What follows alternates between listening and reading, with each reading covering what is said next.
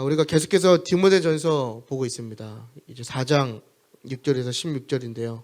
그 이전 단락에 3장 14절부터 4장 5절까지의 본문으로 말씀을 전했습니다. 그래서 이전 단락에서 이제 바울이 디모데에게 경건이 무엇인가에 대해서 이야기하는 내용이었습니다. 그래서 거짓 교사들이 이 경건에 대해서 외식하는 것, 그래서 무언가를 금하고 무언가를 먹지 않는 것이 경건이라고 이야기하면서 당시 에베소 교회를 굉장히 혼란스럽게 만들고 있었다라고 제가 전해드렸습니다. 그러나 그 거짓 교사들이 이야기하는 무언가를 금지하는 것이 경건이 아니라 참된 경건, 진정한 경건은 바로 말씀과 기도로 매 순간 예수 그리스도를 닮기 위해서 노력하는 것이라고 바울이 그렇게 이야기했다라는 것을 우리가 지난 말씀을 보면은 기억이 나실 줄 믿습니다. 그래서 지난 단락에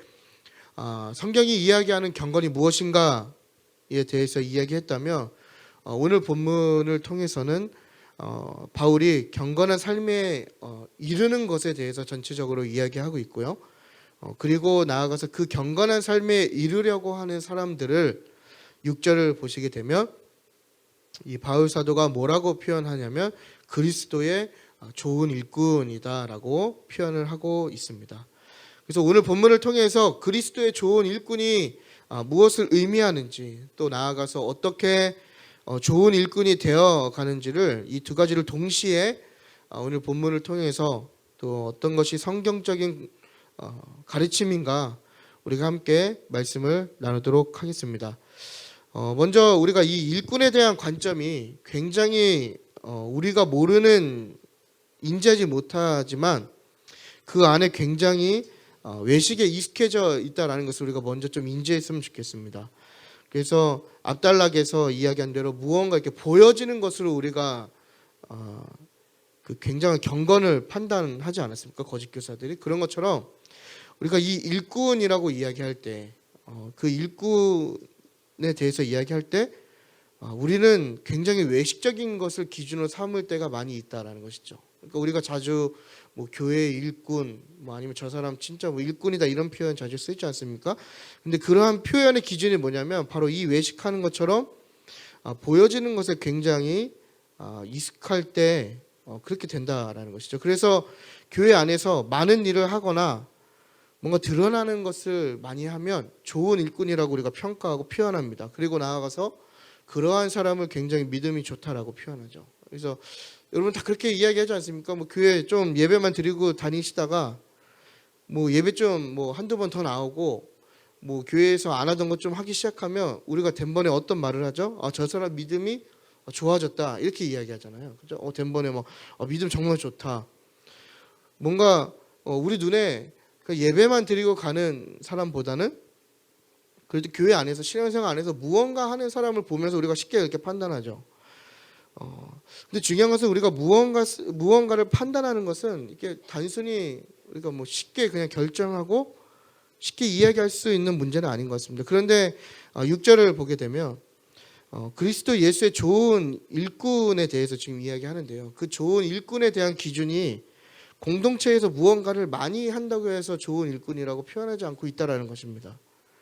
뭔가 이런 우리가 갖고 있는 이런 어떤 잘못된 시선이나 가치관들이 이 교회 안에 수많은 그 마르다를 만들어내고 있는 것이 아닌가, 우리가 이 6절을 보면서 돌아보게 되는 것 같습니다. 그러니까 우리가 생각하는 일꾼의 어떤 기준과 지금 성경에서 6절에서 이야기하는 그 일꾼의 기준이 완전히 다르다는 것을 우리가 발견하게 되죠.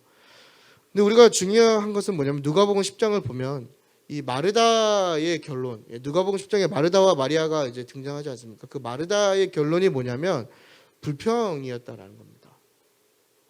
이게 굉장히 아이러니한 것이죠. 예수님을 위해서 뭔가 분주하게 많은 일을 한 마르다의 결론이 무엇이었냐면 바로 불평입니다. 그래서 이 불평이 확대되면 뭐 오늘날 우리가 얘기하는 매너리즘이나 번아웃으로 확대가 되는 거죠. 그러니까 이것을 우리에게 적용해 보면 좋은 일꾼 이렇게 얘기할 때 많은 일을 한다, 그렇죠? 그래서 교회 일꾼 얘기는 교회에서 많은 일을 한다 이런 의미지 않습니까? 근데 이런 분주함 속에 많이 있다 보면 결론은 그 분주함의 끝은 무엇이냐면 바로 불평이라는 것입니다. 그러니까 물론 이게 아무것도 하지 않는 사람보다 무언가를 열심히 하는 사람이 이 위험에 빠질 확률이 더 크겠죠. 근데 중요한 것은 뭐냐면 많은 일을 해서 반드시 많은 일을 한다고 해서 좋은 일꾼이 된다라는 것은 아니라는 것을 이 6절에서 분명히 우리에게 이야기해 주고 있습니다. 만약 많은 일을 하는 것이 좋은 일꾼의 기준이었다면 지금 6절에서 이야기할 때 무언가 많이 해야 된다라고 이야기하지 않겠습니까? 그런데 성경을 보면 어느 성경에서든지 많은 일을 해서 좋은 어떤 하나님의 사람이다 혹은 좋은 일꾼이다라고 표현한 것은 단 하나도 없다라는 것입니다. 그러니까 이게 오늘날 현대 교회에 어떠한 문제로 이어지게 되냐면 무언가 하나님의 일을 열심히 한다고 하는 사람들이 또 자칭이나 타칭 하나님의 일꾼이라고 이야기하는 많은 사람들이 그 결과가 어떻게 이어지냐면 불평과 불만으로 이어지고 이것이 교회의 어떤 현상 가운데 이제 탈교회의 운동으로 이어지게 된다는 것이죠. 그러니까 우리가 이러한 문제 속에서 살아갈 때에 왜 이러한 일이 발생하는 것일까라고 질문해 보면 그것은 바로 우리 안에 본질을 놓쳤기 때문입니다.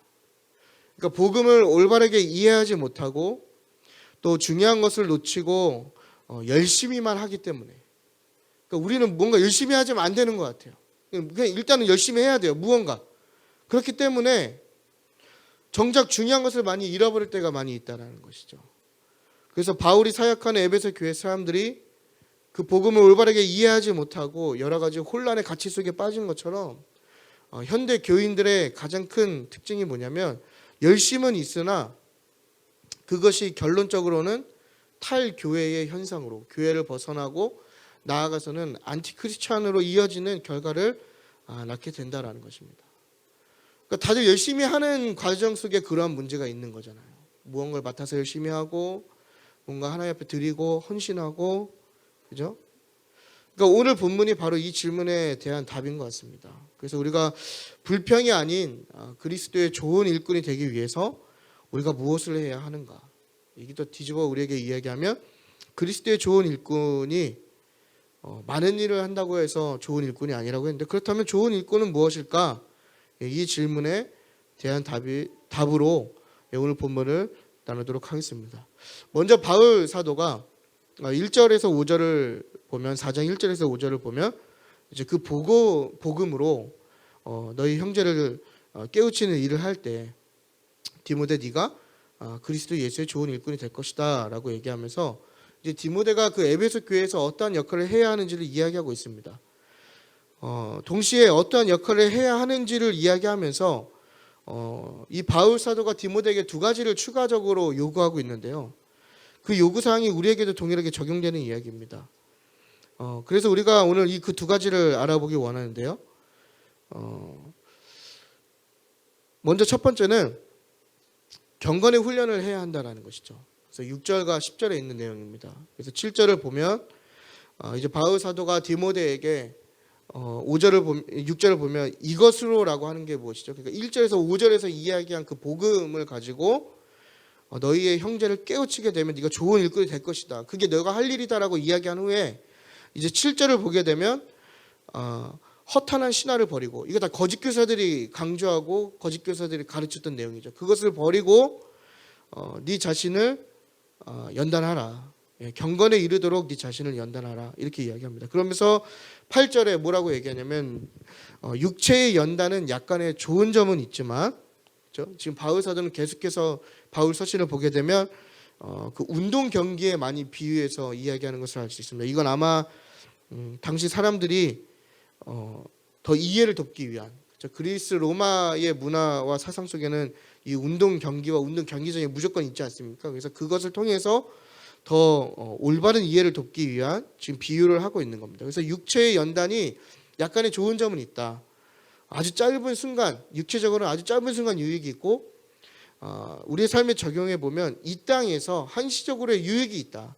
하지만 그것은 영원하지 않는 짧은 어떤 순간의 유익이다라고 이야기하면서 그러나 경건에 대한 연단은 그것과 다르게 이 땅에서의 삶뿐만 아니라 지금 8절입니다. 그래서 이 땅에서의 삶뿐만 아니라 죽음 이후의 내세의 삶까지 유익함이 있다라고 말하면서 9절에 미쁘다 이 말이여 이렇게 이야기하지 않습니까? 그것은 뭐냐면 이건 확실하다.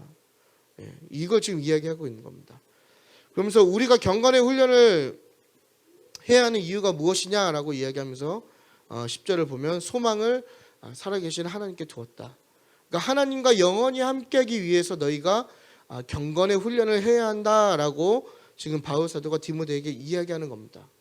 그러니까 말씀을 가르치고 복음을 가르치는 그 해야 할 역할을 부여한 이후에 이 디모데에게 요구하는 어떻게 보면은 그 역할을 감당하기 위해서 해야 할 일이 무엇이냐면 바로 경건의 훈련을 해야 한다라는 것을 계속해서 지금 이야기하고 있는 것이죠.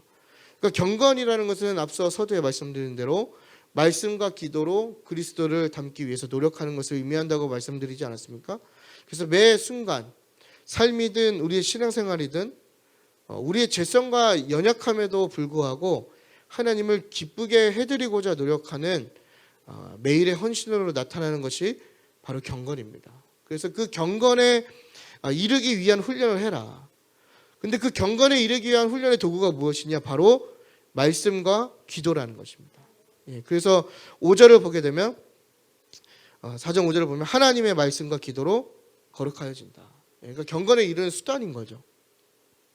그래서 날마다 우리는 그리스도께 이 말씀과 기도를 향하는 것이죠. 그래서 우리는 완전하지 않기 때문에 이런 훈련에도 넘어지고 실수할 수 있죠. 그럼에도 불구하고 계속해서 이런 경건의 훈련을 통해서 우리의 시선이 늘 주님께 향하도록 힘써야 하는 것입니다.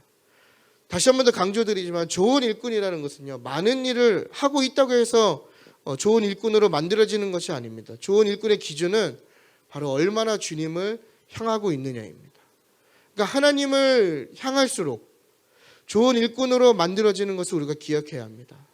그러니까 하나님의 일이라고 이야기하고 또 교회에 많은 일을 맡아서 하면서 우리의 모습을 들어보면 우리가 그러한 많은 일을 감당할 때 우리 안에 이러한 경건의 훈련이 없고 더 깊은 경건으로 나아가는 노력이 없다면 우리는 단지 그냥 교회 안에서 분주한 사람으로 머무를 확률이 크다라는 것이죠.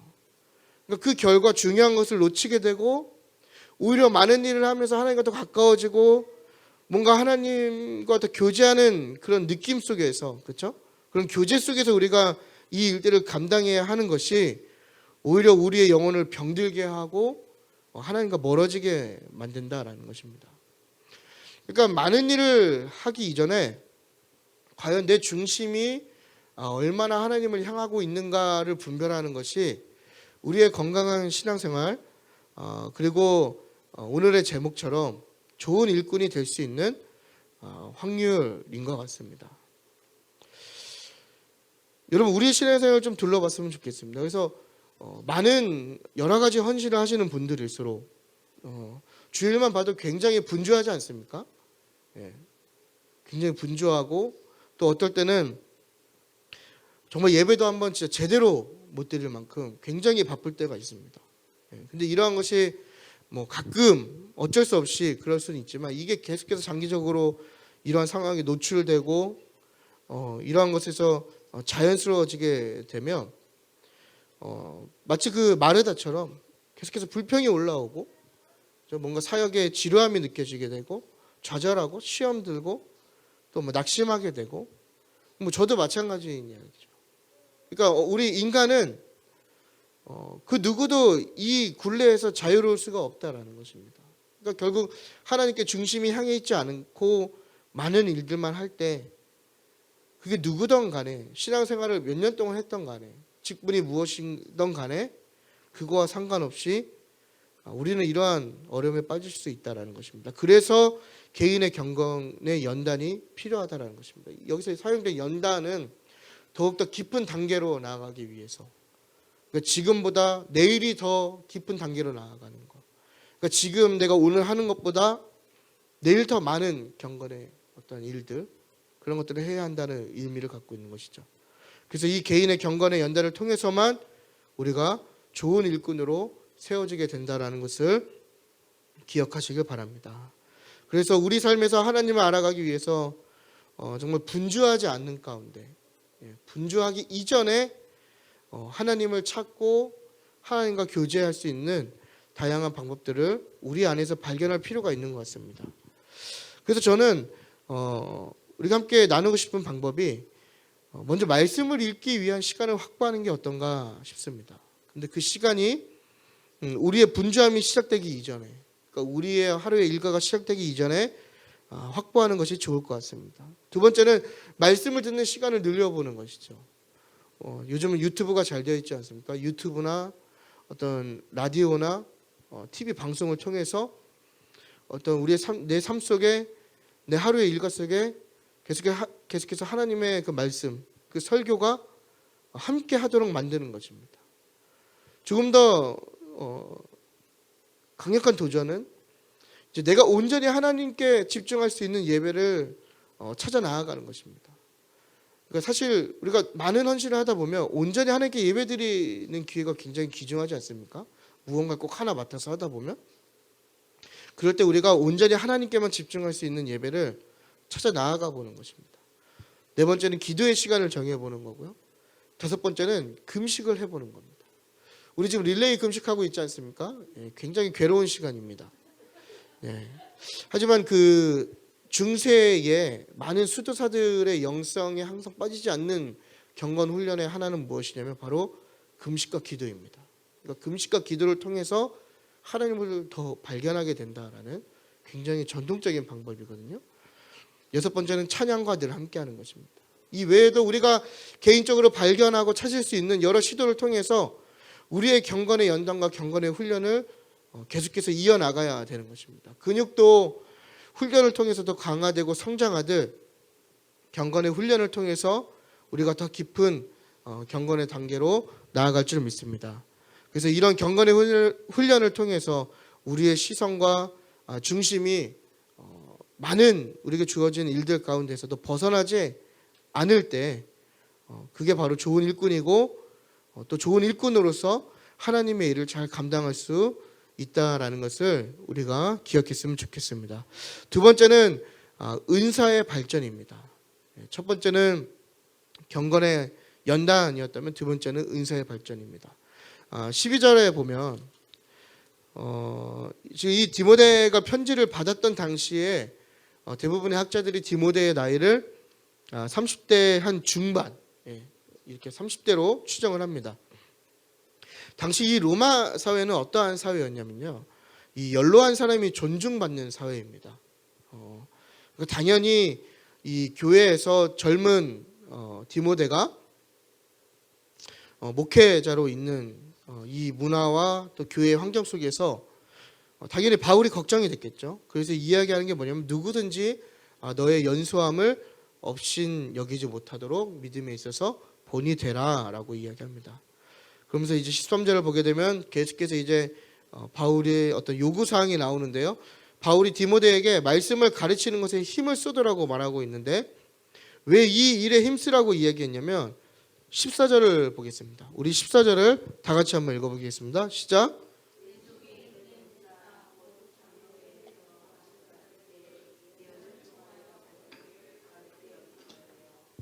아멘. 아마 이 14절에 디모데가 이제 안수를 받지 않습니까? 이 안수는 은사의 외적인 표지입니다. 그게 안수가 갖고 있는 의미거든요. 그래서 보여지는 은사를 부여한 것이죠. 디모데에게 안수를 통해서. 그리고 말씀의 선포자와 교사로 섬기도록 그 안수를 통해서 목회의 직무를 부여받은 겁니다. 그러니까 디모데의 역할이 무엇이냐면 말씀을 선포하고 가르치도록 섬기는 게 디모데의 역할이었던 것이죠. 그런데 바울이 걱정하는 것은 뭐냐면 이 은사가 디모데가 받은 이 은사가 그 디모데의 연소함으로 인하여서 적극적으로 임하지 않을까봐, 그러니까 적극적으로 나타나지 못할까봐 바울이 지금 염려하고 있는 겁니다. 그래서 제가 당시 로마 사회에서는 연로한 사람이 존중받았다고 말씀드렸죠.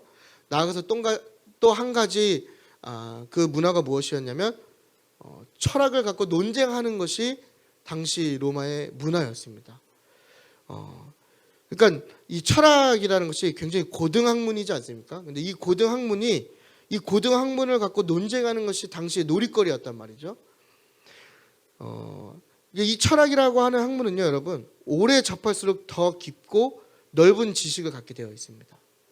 그래서 지금도 우리가 뭐 과학이나 여러 가지 다른 학문들은 늦게 공부한 사람이 먼저 공부한 사람을 앞지르기도 하고 새로운 것을 발견하고 그러지 않습니까?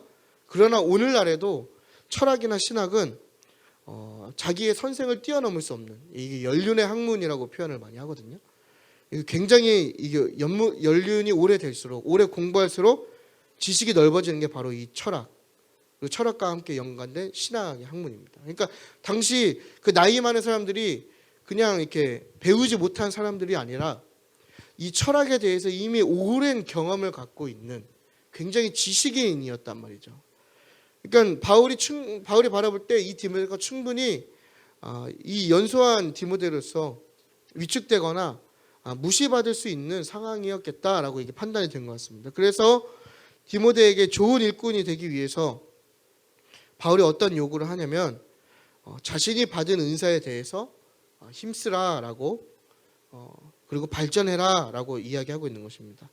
우리 14절을 보겠습니다. 14절을 보면 네 속에 있는 은사, 그래서 디모데에게 주어진 은사가 있는데 그 은사가 아까 말씀드린 안수와 예언을 통해서 받았다. 이게 바울이 지금 공식적으로 교회에 이 지금 디모데의 역할, 디모데가 받은 이 은사는 그러니까 좀 공식적인 인준의 절차를 지금 밟고 있는 겁니다. 그리고 받은 은사를 디모데에게 뭐라고 얘기하냐면 가볍게 여기지 말아라. 이 얘기 뭐냐면 소홀하게 여기지 말라라는 것이죠. 오늘날로 얘기하면 게으르게 여기지 말아라. 나아가서 전심전력하여 그 은사를 발전해라. 계속해서 이 이야기를 하고 있는 겁니다. 그러니까 이 현대인의 성경에는 이걸 뭐라고 번역했냐면요.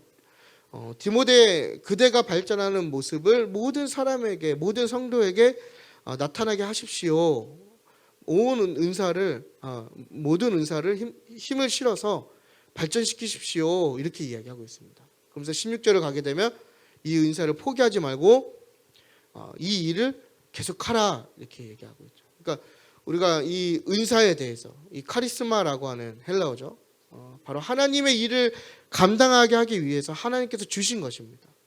그러니까 물론 재능이라고 하는 달란트라고 하는 것도 다 하나님이 주신 것이긴 하지만 이 은사와 재능이 다른 것은 뭐냐면 은사는요 내가 갖고 있지 않아도 내가 잘하고 있지 않아도 하나님의 일을 감당하게 하기 위해서 하나님께서 우리에게 주시는 거라는 거예요.